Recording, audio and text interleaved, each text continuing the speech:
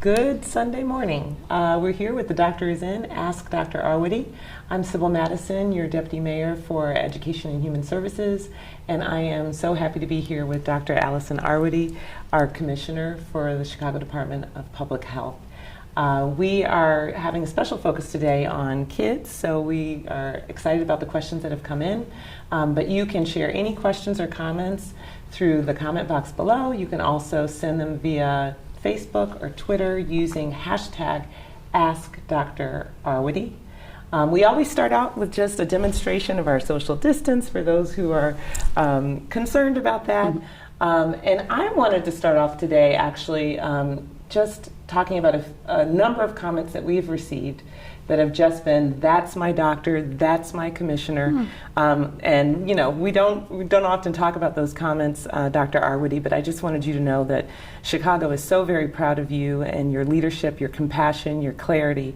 And so I just wanted to say, I've noticed that there have been a lot of comments about that, and I just wanted to lift that up. You and your team are doing such great work for the city, and we couldn't feel more proud and more prepared in this moment. So I wanted to start with that. Thanks, Sybil. I appreciate that. I mean, I'm here speaking on behalf of the Chicago Department of Public Health, on behalf of really the whole city of Chicago. This is an all-hands-on-deck moment for us here in Chicago as your city government. And the reason I'm able to talk about the work that we're doing, the ways in which we're prepared, the things we're doing to respond, the ways we're partnering with our healthcare systems, is just sort of the tip of a lot of work that's happening already. But you know, thank you for that. Yeah.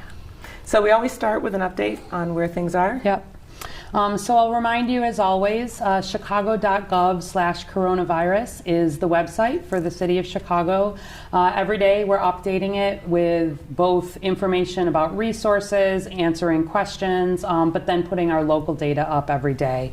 And so as of now, we are at 1,882 lab-confirmed cases of coronavirus, as well as 15 deaths among Chicago residents. We can pull up the graphs quickly. I know folks are getting used to looking at these. I'll remind you that bar graph is really done by the date of symptom collection, so that's why it can look a little bit lower on the last days. And then the second graph really is showing still a significant increase in cases. We're at a point, we've gone from a doubling, you know, very early on when cases were low, to a doubling really every 2 days, to kind of a doubling every 4 days. But that is still significant increase, and every day we talk a lot about bending the curve, flattening the curve. I know, you know, everybody who's been following along this at any level understands that. But in a minute, I think we're going to show you that dots video again. Not just yet, though. Can I just ask? Yes. Does that mean, since we've moved from every 2 days to every 4 days of doubling, does that mean that we're making progress, or not? So, I mean, everything that is a slowing is making progress. Okay. But what we actually need to do, right, where we've talked about this, is move from going from, you know, one person spreading to an average of, you know, 2 to 3 people to really getting to a point where we are seeing actually one person spreading on average to fewer than one person. So we still have a lot of work to do. We still have a lot of work to do. Actually, why don't we go ahead and just do the dots now, and I'll come back to the Illinois numbers in a second. So go ahead and just get that pulled up. So folks who have not been following along, maybe this is something we've been showing every few days. I think it's just a good visual that helps people understand the importance of staying at home, if it is at all possible. In this graphic that we show, it's just a theoretical, sort of in a small population. And in the first version, basically we have healthy, uninfected people who are blue dots. And then as they come into contact with people who are infected, they become red dots. And then as they recover, they become purple dots. And so if we run that first simulation, you see when the whole population is moving around and there's a lot of interaction, the blue dots very quickly go to red dots. In a setting like that, not only do you have a lot more infections, but you would overwhelm your healthcare system because you can't take care of all of those red dots at once. So did we get through that simulation on the screen? Just about? Good. So just making sure you really see that. The blue dots turning to red, everybody's moving around. It happens very quickly. All right, and then we're going to go ahead and show instead in this theoretical version where instead 75% of our people are home. We recognize that individuals need to be going out to, get the groceries, need to be going out There's still some essential things that need to happen. Obviously, we have our essential workers, our healthcare workers, our transportation workers, our people who are keeping the food chain going, our first responders, the people who keep the lights, the electricity. I mean, it starts going out pretty significantly when you think about the basic things we need to keep operating as a society. But thinking of needing at least 75% of people in, and people who are out being responsible about keeping that social distancing, the hand washing, everything that we can be doing to limit contact with people outside our households. So now when we run it, we're going to see the blue dots again turn to red as people become infected, and then purple. But you can go ahead and start it. What you'll see is that with 75% of the people staying home and not moving, we have more blue dots that stay blue, people who do not become infected, and the spread is much slower. The healthcare system has more capability to take care of those red dots who are sick enough to need illness, and we have more recovery of people, not at a time that's happening broadly throughout society. So, we've worked, I think, to make sure these are on the website. Again, they're just a simulation. They're not an exact approximation of numbers in Chicago, but I think they're just a good visual understanding to help people understand why limiting contact with others, limiting the potential for this virus to spread when we don't have a vaccine yet, where the whole world does not have immunity. A lot of the things, the decisions you make every day have an impact in the spread here in Chicago, and that ability to really try to not have folks in the healthcare system who don't need to be there. Yeah, what's nice about that illustration, I think, is that it underlines that even though we're all, maybe many of us are anxious about this, it's kind of in our control. There are things that we individually can do to help manage this situation. That's right. That's right. We're working a lot every day with the healthcare system. We're doing some of this really big surge planning, like you've heard me talk about, even something like McCormick Place. That's all recognizing that we are expecting to see a surge of patients here.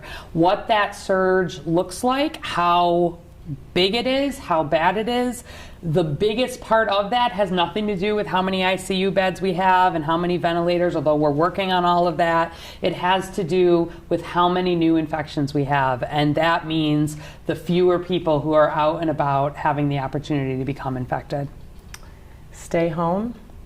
Save lives. Okay. So let's look at the rest of our numbers. And yes. I did, know yesterday that we would talk a little bit more about some of the age groups and the pediatric piece. So there are again these nearly 1,900 cases and 15 deaths in Chicago, and that's part of nearly 3,500 lab-confirmed cases in Illinois and 47 deaths in Illinois.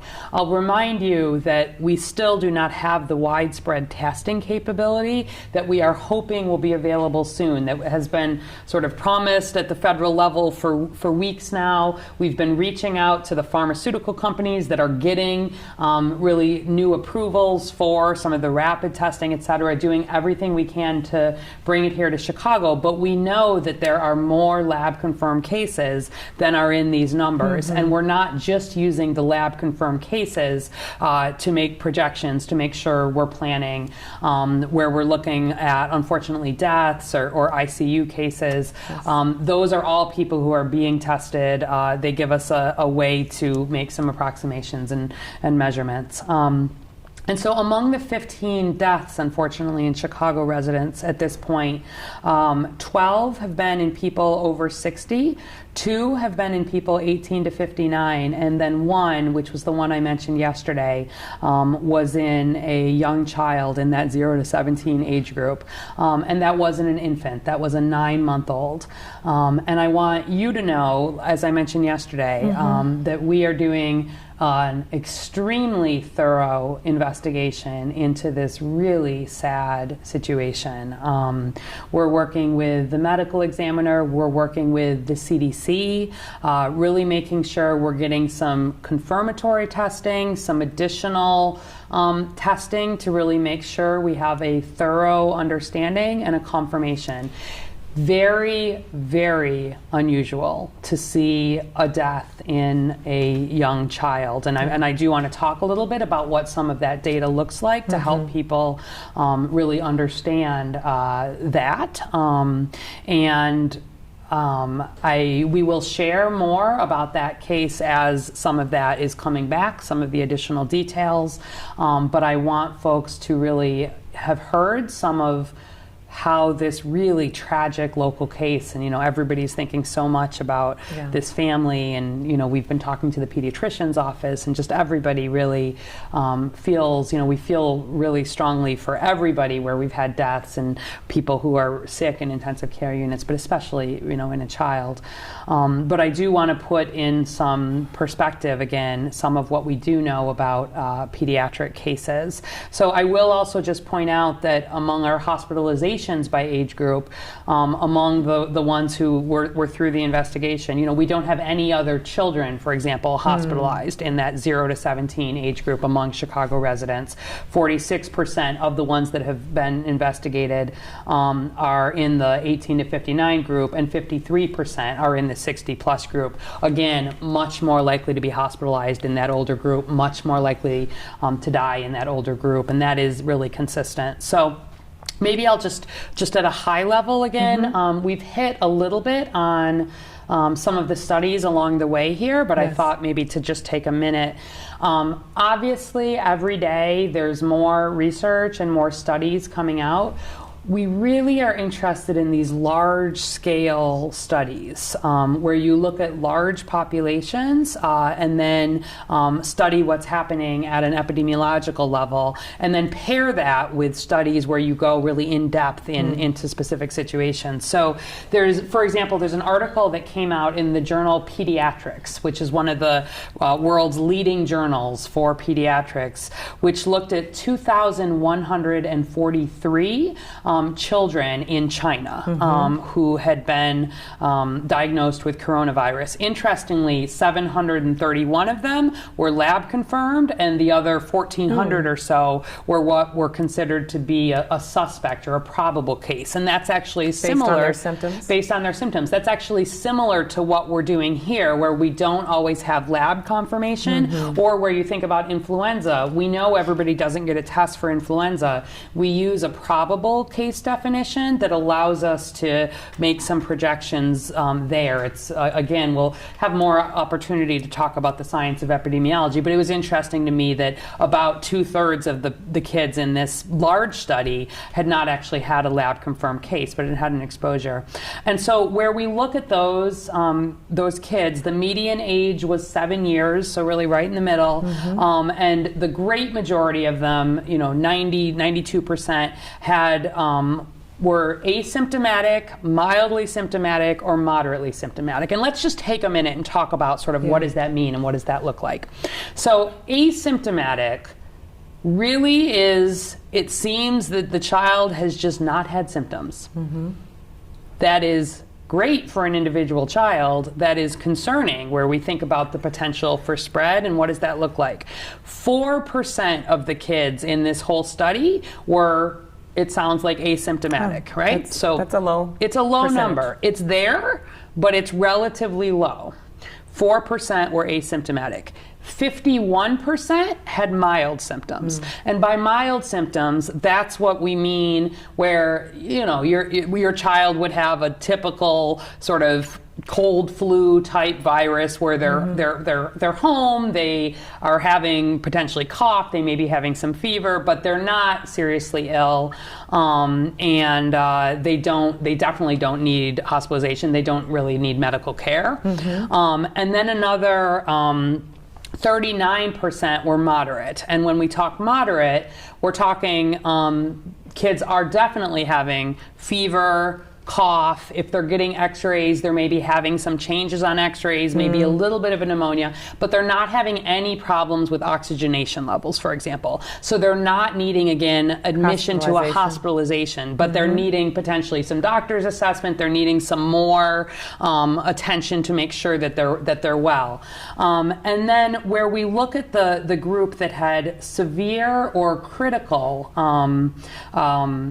cases. Severe would be kids who need admission to the hospital. They need support with oxygen levels or other care, and then critical would be kids who need intensive care unit. And I was interested, I actually went and looked to see in that relatively small population, the less than 10% of the kids that had that severe and critical presentation, what did that age breakdown look like? And so if you look at that, the very youngest kids, so again, most kids don't have the severe critical, but in the severe critical, which you said was 10%, which was less than 10% overall, the kids under 1, about 10% of those kids, 10.6 of the kids under 1 had that severe or critical presentation. When you get to kids 1 to 5, 7% had that severe to critical, 6 to 10, 4%, the 11 to 15, 4%, 13 to 16, 3%.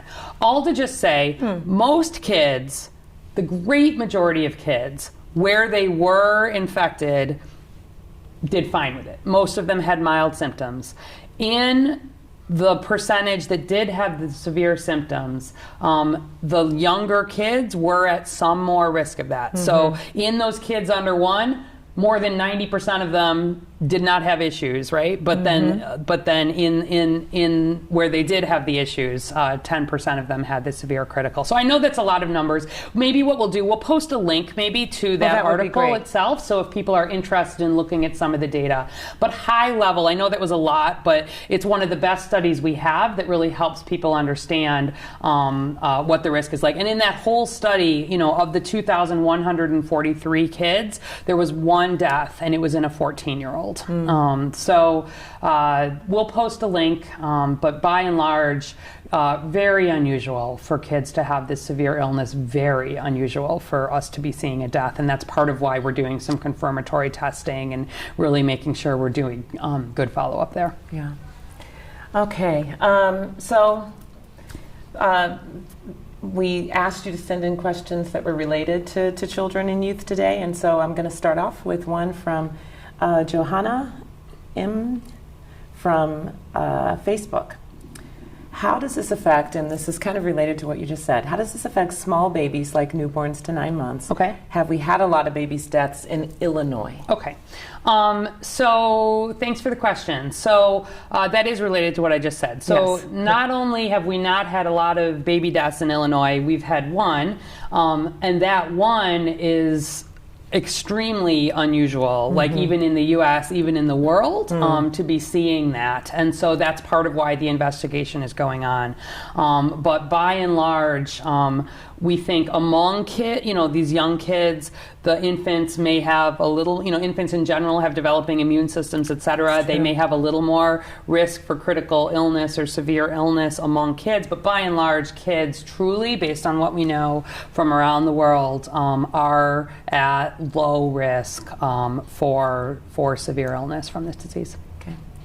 From @MelissaMel on Twitter. Can a newborn contract COVID immediately after birth or in the womb? Okay, great question. So this is obviously a question that there's been a lot of interest and a lot of research into. There's a small study that I think was very good on this that was published in The Lancet recently. There's actually a Northwestern University researcher named Wei Zhang, who was one of the co-authors, but working with colleagues in Wuhan, where again they had the opportunity to actually have pregnant women in potentially high numbers delivering. And so it's just a study of 9 women who were giving birth. So this is not a huge study, but it was a opportunity to say, what does this look like? And so they had, like, all of these 9 women delivered by cesarean section instead of vaginally, because we know that that can be a way to have less exposure to virus. We think about that for other viruses. And they were careful to separate the baby initially, and then do testing. And in all of those 9 infants, they did not find any virus in the umbilical cord blood, or in the amniotic fluid, or in the breast milk, or in the nasal swabs of the babies themselves. Tiny study. It does not let you know universally that is true, but it was an example of a really in-depth look. The other study that I saw in JAMA, the Journal of the American Medical Association, and these are all really high-quality journals, looked at 33 newborns, again, who had been born in Wuhan during this time, maybe not with as strict of the testing all the blood, but sort of what were the outcomes. And there were 3 infants among the 33 that had some mild symptoms, but the others had nothing. And so, again, relatively reassuring in these very early studies. What we don't have a lot of answers still about early stages of pregnancy. And certainly there's work to get folks registered. We expect there, as there have been in other countries, there will be pregnant women who are infected, and wanting to make sure that we're sharing information. We talked previously about just generally that the immune system changes a little bit in pregnancy anyway, and we want women who are pregnant talking to their doctors. Really, obviously, if you have any symptoms, communicating that to your doctor right away if you're pregnant, making sure you're keeping up with prenatal care as your doctor is recommending that, and really sort of taking extra care, limiting contact. There's a lot of unanswered questions still related to pregnancy, and I want people who are pregnant being especially careful, and really limiting their exposures, in any way that we can, just while there remain some unanswered questions. So bolding and underlining that stay at home. Yes. Perhaps for I think where possible, in the same way that in a lot of other viruses, the news for children has been a lot worse than it has at this point for COVID-19. For a lot of other viruses, the news for pregnant women has been a lot worse than it has been at this point for COVID-19, where we think about Zika, where we think about Ebola, both major impacts for pregnant women. This one, based on what we know, does not seem to be as dramatic for pregnant women, but there's just so many unanswered questions. Again, it's a new virus. It's been a couple of months where we haven't even had the opportunity to follow women with coronavirus through their pregnancy. Yes. And so it's the right thing to be very cautious and limiting activities for anyone who's pregnant. At Sarah Jackson 10, since the infant death, are we now considering, pregnant women as high risk? Is the virus causing early labor? Okay, so like I just said, not related to the infant death. We don't make recommendations just based on sort of one case study. Although obviously we're investigating it. Throughout we've been considering and we've been talking about this, where there are potential changes in immunity. We think about pregnant women as a group that have changes in immunity, and so we want to be cautious, and there are a lot of unanswered questions. There's not at this point evidence that I am aware of that has been put out in a broad study that has shown early labor. I know there were some case reports, again, out of China. We talked about these the other day, where there were some potential maybe early cases, but nothing that's been studied on a population level. And this will come. There is work happening with this. The American College of Obstetrics and Gynecologists, for example, are working to make sure data is being collected, are putting out guidance, worldwide efforts to understand this. But you think about a pregnancy, you know, it's 9 months. This virus literally has not even been around for 9 months. Okay. We're still trying to understand and research that so that we can say more things definitively. And we'll keep sharing, you know, send in information, send in questions.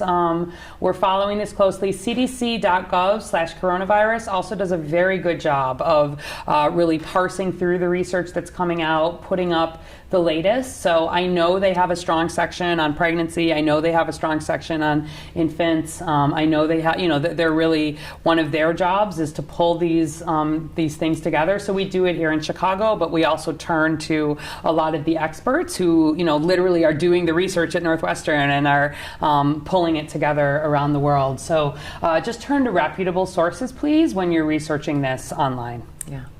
All right, so a number of people are asking, should I still take my child in for a wellness visit? Oh, okay.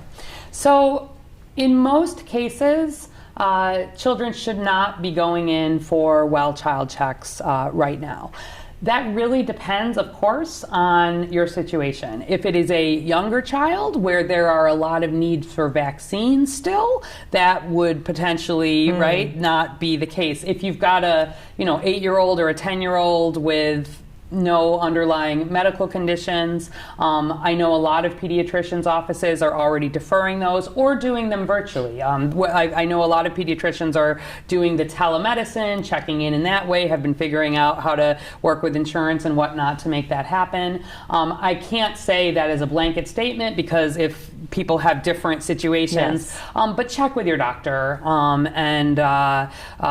Really, the goal is to make sure that where kids are still getting the services that they need, that they're getting them, but that we're not unnecessarily bringing folks into the healthcare system. Yeah.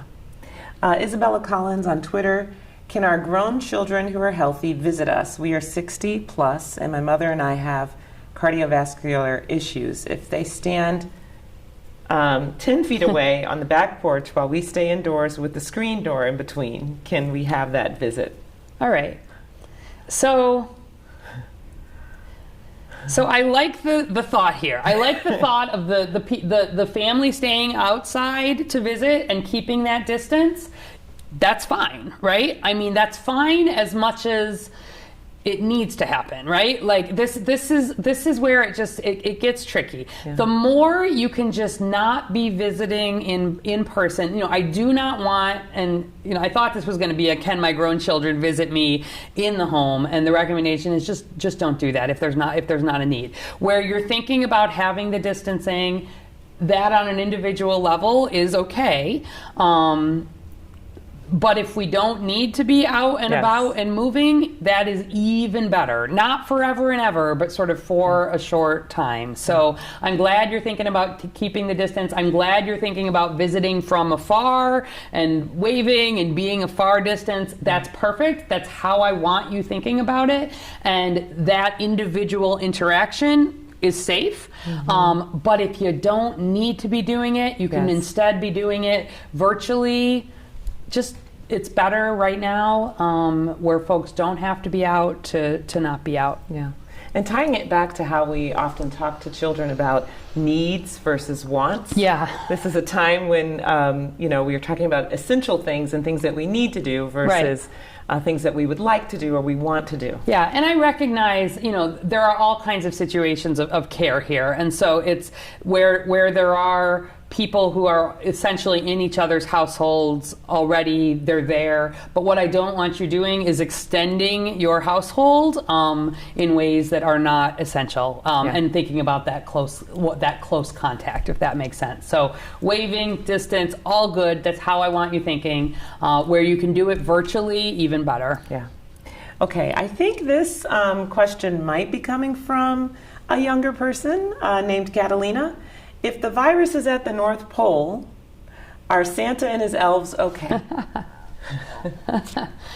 All right, good. So I like this question, Catalina, and let's talk to Catalina directly, and then let's actually talk about these kinds of questions. So, so Catalina, Santa and his elves have all kinds of magical powers. They are absolutely safe from the coronavirus. That's not something that you have to worry about. And it's a good question. Yeah, and we appreciate that you're caring about Santa and the elves. We absolutely do. Yeah. And I think for Catalina's parents or whoever helped Catalina put in that question, thank you. It points a little bit to the way kids, are hearing about this and are sort of thinking about it and matching it to some of their own concerns. If we think about the North Pole, just to sort of look at the science there for a second, as long as we're at it, the North Pole is just ice. There are not actually, besides the magic of Santa and his elves, there are not human people who live all the time at the North Pole. If there were a settlement of human people at the North Pole, and someone came to visit them with coronavirus and they had close contact, those human people all have body temperatures of 98.6 degrees, and so you could have the potential for transmitting even in the hottest parts of the world, the coldest parts of the world. That would be a potential. Because as you told us the other day, we're all mammals. We're all mammals. So Santa and his elves have magical powers. They are absolutely safe. But where we think about sort of, where would the case be? The virus would not be living on a surface that is below freezing. It would not be living on a surface that is, extremely hot. But that potential sort of among humans would be there. But I think, if we think about sort of how to talk to kids maybe about this. Because this is, for kids, might be a really scary time. Yeah, so, absolutely. What tips do you have for parents? Absolutely. We have some information up on our website about this. But I think one is that no matter how old your child is, if they're even sort of 4 or above, they're probably getting some sense of this, right? At some level. They're seeing things, they're hearing things, they're probably watching media, even if you're trying to keep them away from it. And you want to really be asking them sort of what have they heard, what questions do they have, and help reassure where that is possible. Really be thinking about, framing things in terms of there are doctors and scientists who are working very hard to keep everybody safe. That there are ways to really answer questions that help not raise anxiety on an individual level for a child.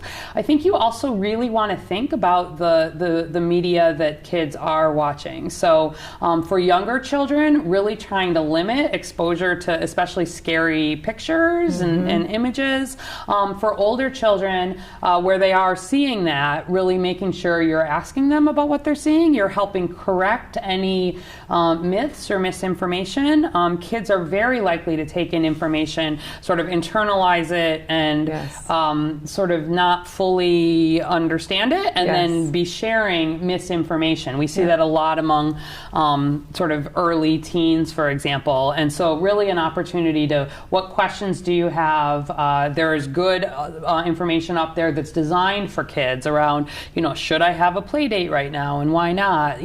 Why aren't I visiting grandma and grandpa? And it's about sort of keeping people safe and framing it. Other things I think that can give kids some control. So really, we've talked about teaching them about washing their hands often and making that fun. And here is a song, and here is how we do it. And kids don't always like to wash their hands. So are you doing the stars, or what are you doing to kind of encourage that as sort of a positive thing that they can be doing? Are they writing letters or notes to grandma or grandpa or healthcare workers, or like things that they can be doing that are sort of positive and help them feel like they're doing something to help, that makes it aware is good. Recognizing that they may have some anxiety, they may be feeling anxiety in you. They may not be speaking about it, but if you're seeing kids being more clingy or having trouble sleeping. Some of that is part of it. Talking to them about it is a good thing in age-appropriate ways that don't raise anxiety. I think, and then just being a good role model yourself, right? Getting the exercise in safe ways that are, getting your heart rate up, but not the extensive thing. Not sharing myths yourself, right? We know this is not a virus that is more likely to, for example, spread in people of Asian descent, but we know that there are still myths out there about that. Not helping your kids not stigmatize, be thinking about discrimination, really being helpful with them about the facts in ways that don't scare them, but help them recognize that even if you think they are not very aware of this, at some level they certainly are, especially, any kid who's not in school, right? It's very obvious that their lives have been disrupted in serious ways, and, they want to go to the playground. Why can't they go to the playground? They want to go and play with all their friends. Why can't they play with all their friends? And they might be worried about their grandparents. Absolutely. And other people who live with them, and you want to be having sort of honest conversations. So there's some resources online. If you go to the American Academy of Pediatrics, I know there's some more there. The CDC website has some good information. Your own pediatrician will have some advice. I'm a pediatrician and an internal medicine doctor by training.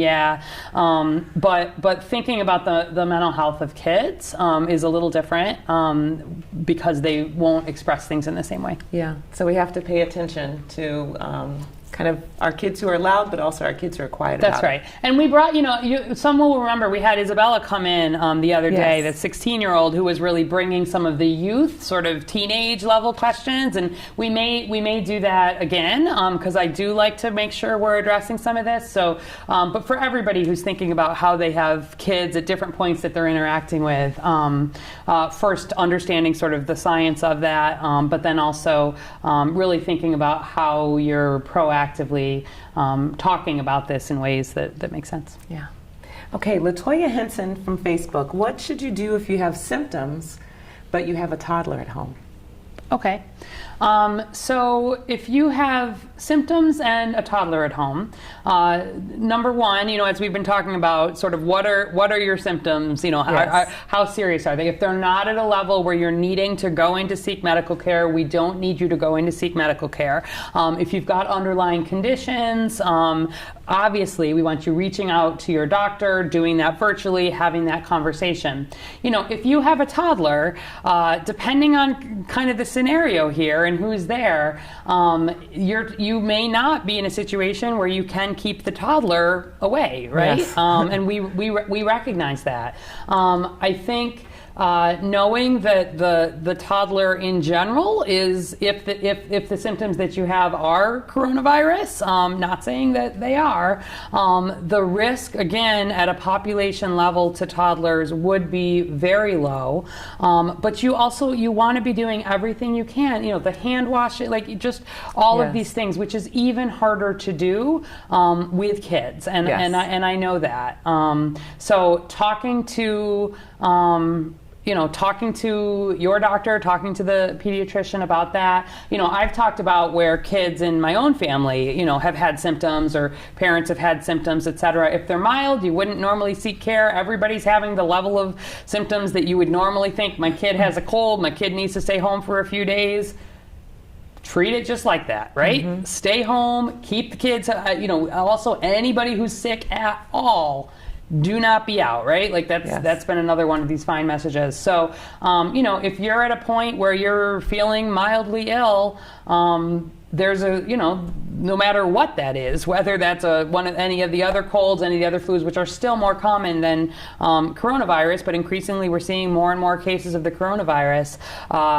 We don't want that spreading beyond the household. We want to think about protecting kids and keep a close eye on the health of your child at the same time. Again, I know the news of this death that we're really working to confirm and working to investigate will have people increasingly worried. I understand that.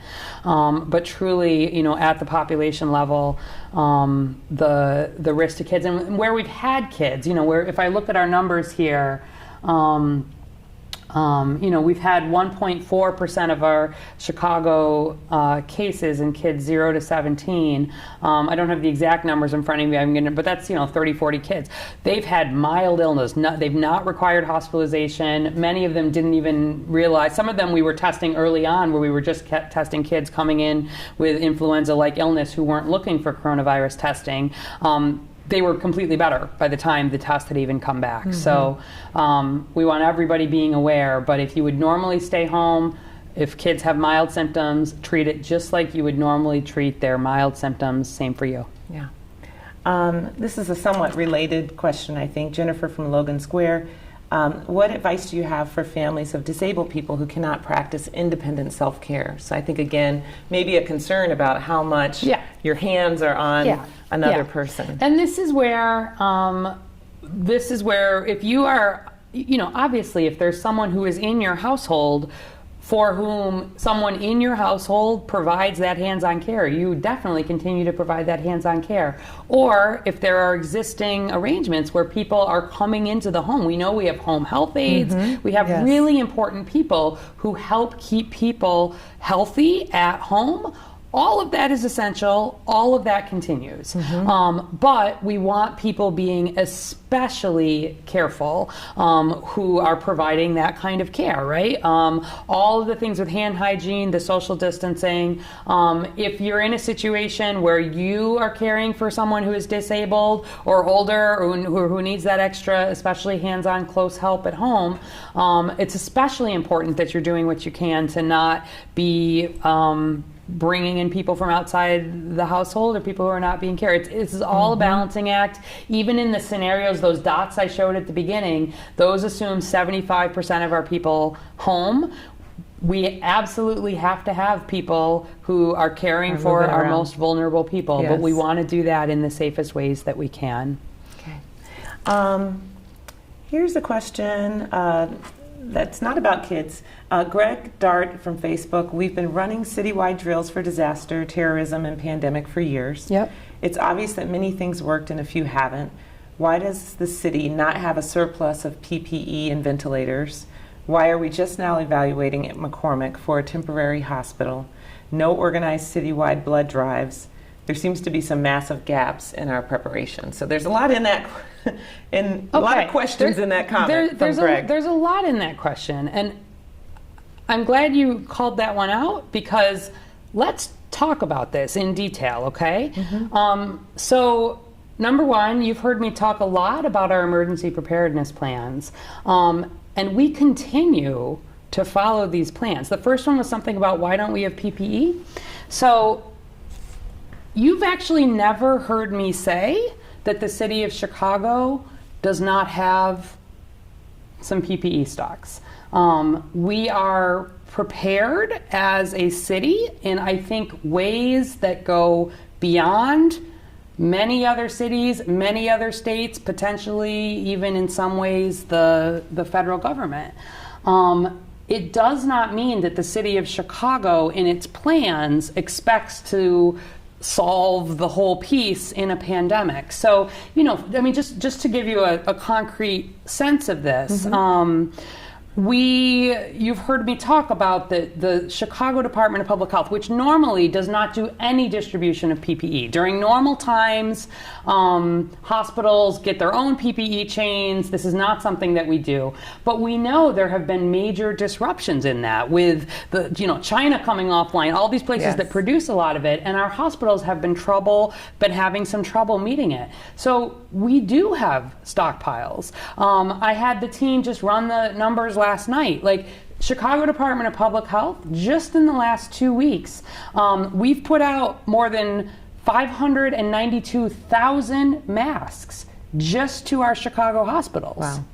We've put out 600,000 gloves. We've put out face shields. We've put out hand sanitizer. We've put out gowns.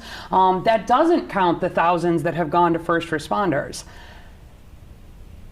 We have supplies here, but do we have supplies in a way that will take us entirely through a pandemic that do not also call in the federal, what's called the strategic national stockpile, which is where there are, and we have ventilators, to be frank.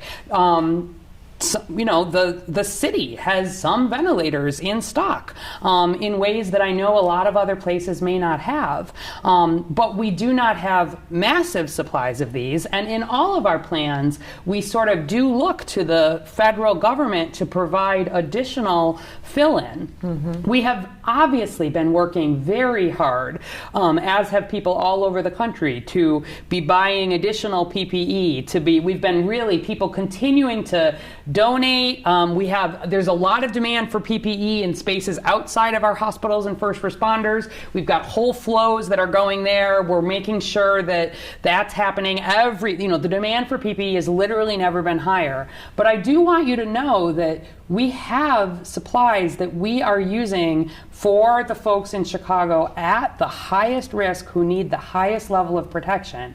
We're working to get more, but I have never been more glad that we have taken emergency preparedness in this city seriously. So keep sending us donations, keep sending us, we're buying, we're working. We've got some stocks, they're not forever. And so that's the number one. The McCormick piece thing. So yeah, that's the sort of thing that actually is in plans. We have a whole mass care plan.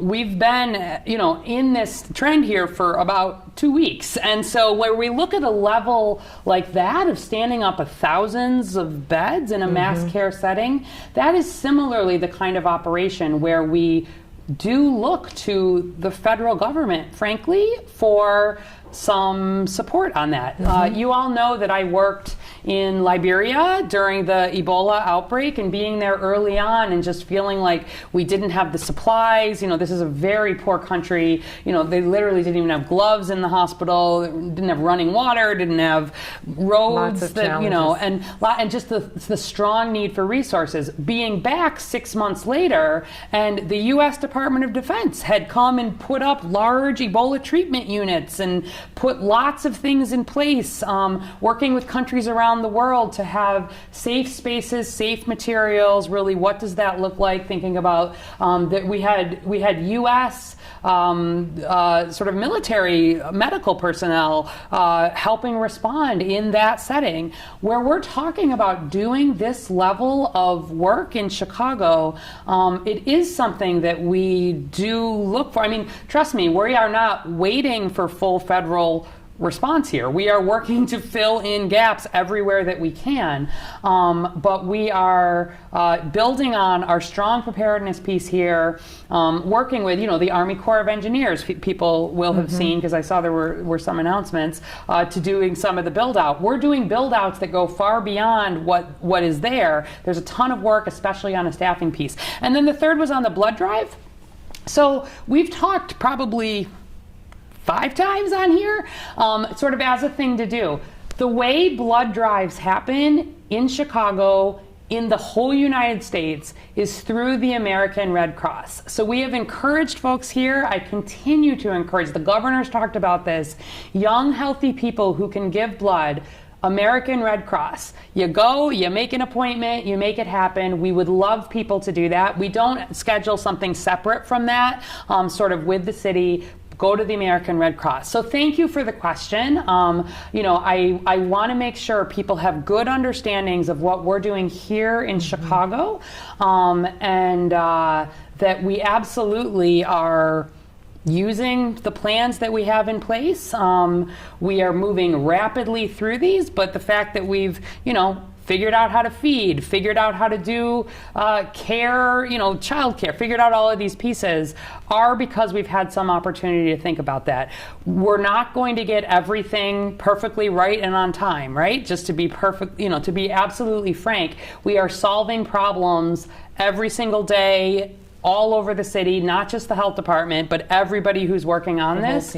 But we are working from an overarching plan that I am so thankful that we have taken seriously as a city. Yes. But there are resources that are needed, and when I hear leadership at the federal level being somewhat dismissive of some of those requests, we have concerns about that. Yeah. So I just want to underline the plan piece. Yeah.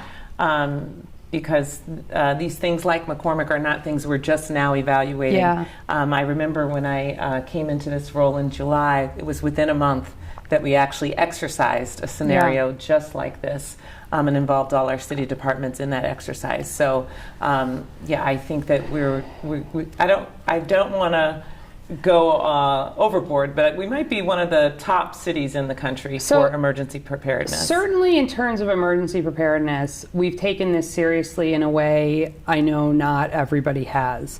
That said, the scale of this crisis is really big. The surge that we are expecting to see, even with this strong preparedness, is substantial. Yes. We're seeing this rise in cases not just here, but around the country. And again, just bringing it back, this need to flatten the curve, protect the healthcare system, help people stay blue, healthy dots, like we talked about on the imaging at the beginning. The thing you do to help with that is to have fewer new infections, keep protecting our most vulnerable individuals, stay home. If you are even the littlest bit sick, we have that as a law, an order here in Chicago. Keep sending in your questions. Yeah. I know we're over time, but we've got to share some good news at the end of this, Dr. Arwady. A couple of things that I just wanted to highlight, just in terms of resources for families. We have talked about this before, but we have an amazing partnership with Sitter City to support the child care needs for our first responders and essential workers. And so in case you did not know, you can go to sittercity.com/Chicago Responds, sittercity.com/Chicago Responds. If you're a first responder, essential worker, and you need like a healthcare worker, for example. Yes, and you need emergency child care in order to continue to go to work, you can sign up there. If you're a person who wants to volunteer and support one of our healthcare workers, our police, fire, you can go there as well and sign up. It's a great platform that's been made available to us, a Chicago homegrown business that's really set up this platform to match first responders with people who are willing to provide care. And that does actually bring someone into a home to provide care as opposed to putting a child in a congregate setting, right?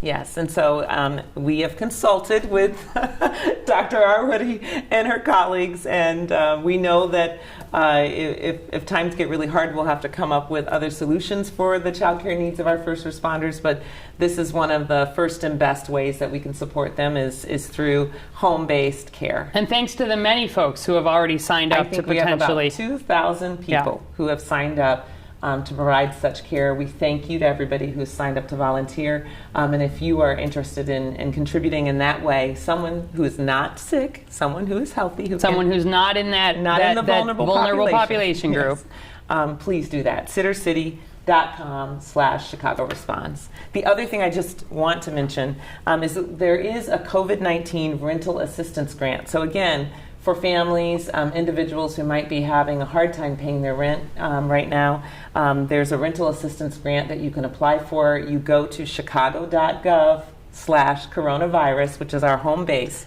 for all things COVID-19. And you can scroll down under resources, under the resource tab, and see that grant and apply for that support as well. Great.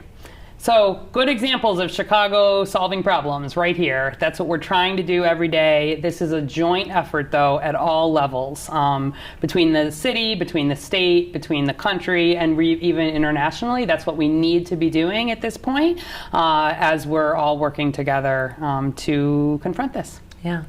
We'll be back again tomorrow at 11 o'clock. Please keep sending your comments, your questions. Use hashtag AskDrArwady through Facebook and Twitter. And again, send us your tips, any tips you have on what you're doing to stay healthy, to stay home, to save lives. We love seeing your pictures, your notes, your ideas.